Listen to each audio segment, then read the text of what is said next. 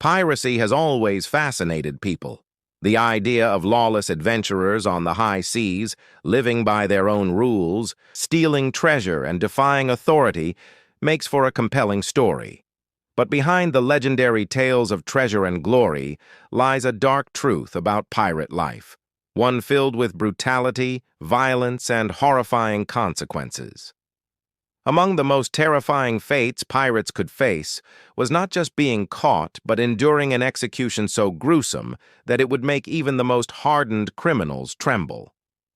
One of the most notorious pirate executions in history occurred in the early 18th century, during the so-called Golden Age of piracy. This was a time when piracy had reached its peak, with pirates such as Blackbeard, Calico Jack, and Anne Bonny capturing the imagination of both common folk and royalty alike. But for every pirate who achieved fame, there were countless others who met a brutal and horrific end. One such execution involved a pirate whose story remains as terrifying as the punishment he endured. The pirate in question was none other than Edward Teach, better known as Blackbeard.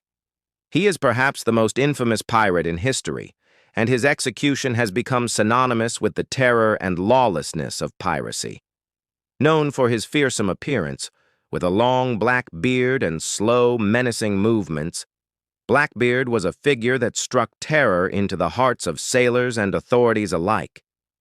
His exploits along the American coast and in the West Indies were legendary, but his reign of terror would ultimately come to a violent and horrifying end. The story of Blackbeard's execution begins with his capture by the British Navy. After years of terrorizing the seas, the pirate king finally met his match. It was in 1718, after a series of bloody raids and pirate attacks, that the British government decided to put an end to Blackbeard's reign. Led by Lieutenant Robert Maynard, the British Navy set sail to capture or kill the notorious pirate.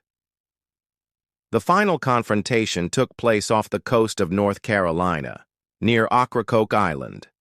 It was a bloody and brutal battle. Blackbeard fought fiercely, brandishing his cutlass and pistols, but despite his best efforts, the British were able to subdue him. He was struck multiple times during the battle, suffering grievous wounds.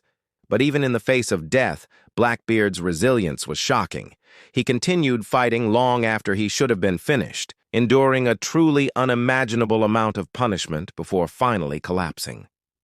His capture marked the end of one of the most terrifying pirates in history, but it would also mark the beginning of one of the most gruesome pirate executions ever seen. Blackbeard, like many pirates before him, would not simply be hanged or shot. No, his fate would be much worse.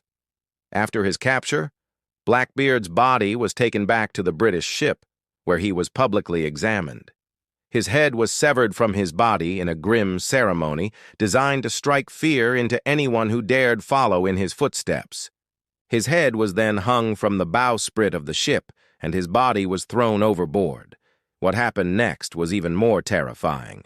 As the story goes, Blackbeard's body, after being thrown into the sea, did something that no one could have predicted. His ghost, or at least the image of it, haunted the waters. Some say his ghost rose from the water, continuing to terrorize sailors for years to come. This legend of Blackbeard's haunting only added to his reputation, ensuring that his death was as legendary as his life had been. The execution of Blackbeard served as a grim reminder of the fate that awaited those who lived by piracy's code. It was a punishment so severe that it sent shockwaves through the pirate community. Pirates, once emboldened by their success on the seas, now saw the true extent of what awaited them if they were caught. The brutality of Blackbeard's execution would remain one of the most terrifying examples of justice ever carried out. But Blackbeard wasn't the only pirate to face such a terrifying fate. Throughout history, there have been countless other examples of pirate executions that rivaled his in cruelty and finality. As piracy grew, so did the punishments. Pirates were often tortured, humiliated, and executed in ways that were designed not just to kill, but to send a message. These executions were meant to instill fear in others ensuring that the pirate era would come to a definitive and violent end. The legacy of Blackbeard's execution was not just the brutal fate of a single pirate, but a signal to all pirates of the terrifying consequences that awaited those who lived by their own rules. While Blackbeard's death became a symbol of pirate defiance and the final warning to others, his fate was not unique in the pirate world. The golden age of piracy was rife with stories of terrifying executions, with pirates facing not just death, but a form of punishment so grisly it would be remembered for centuries. These punishments were more than just about exacting justice. They were designed to send a message that piracy would not be tolerated under any circumstances. One of the most famous and terrifying pirate executions came during the later years of the Golden Age. Charles Vane, a notorious pirate in the Caribbean, met his own horrific end. Vane was known for his aggressive and often reckless attacks against British ships, and he became a prime target for the British Navy. After several successful pirate raids, he was eventually captured. Despite his infamy, his trial and subsequent execution were not ceremonial like Blackbeard's. Vane was put to death by hanging in 1721. The horror of Vane's execution lay not just in the manner of his death, but in the public nature of the event. He was paraded through the streets, his head held high for all to see while a throng of people watched. His death was not just an execution, it was a spectacle designed to humiliate him and showcase the might of the British authorities. As he was led to the gallows, Vane was taunted and jeered by the crowds. His final moments were filled with fear and public scorn, a stark contrast to the fearless pirate persona he had cultivated on the high seas. He was hanged in front of a massive crowd, leaving his body hanging as a grim reminder of the price of piracy. But Vane's story, as horrific as it was just one of many. The execution of pirates became an increasingly gruesome and public affair as piracy continued to pose a significant threat to global trade. The British Empire, in particular, was ruthless in its campaign to rid the seas of pirates.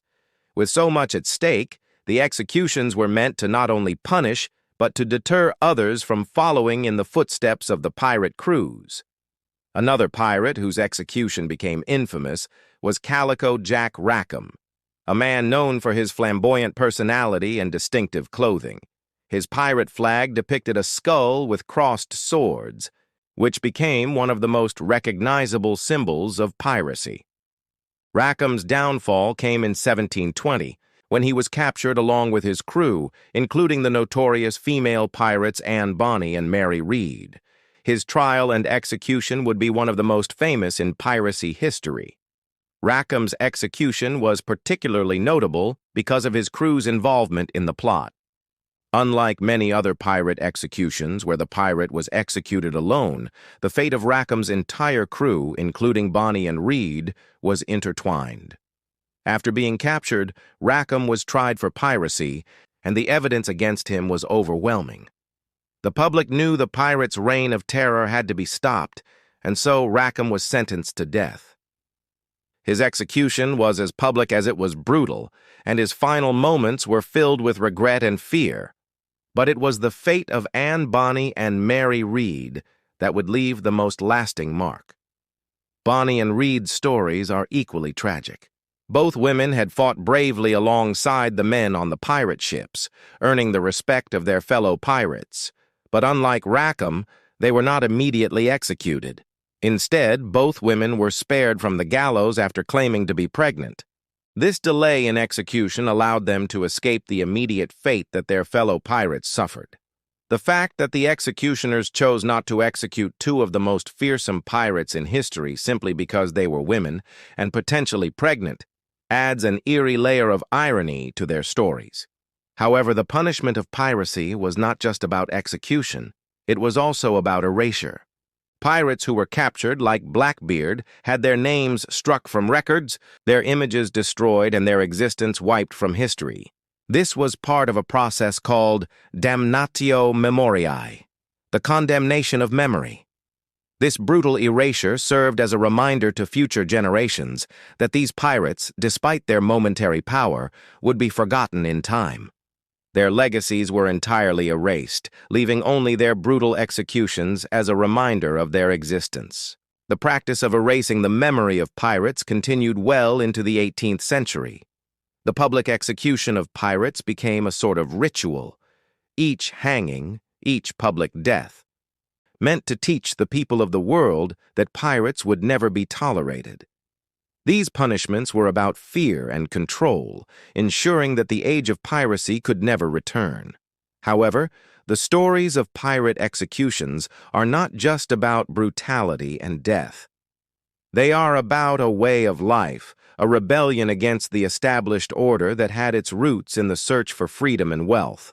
Pirates, often disenfranchised by the injustices of society, turned to piracy as a way to take control of their own destiny. But this freedom came with a price, and as the authorities fought to eliminate piracy, the methods used to deal with pirates became more brutal and savage. The final fate of these pirates, whether they were executed by hanging, beheading, or burning, was a reminder that piracy, though it promised freedom, was a life bound by fear and violence.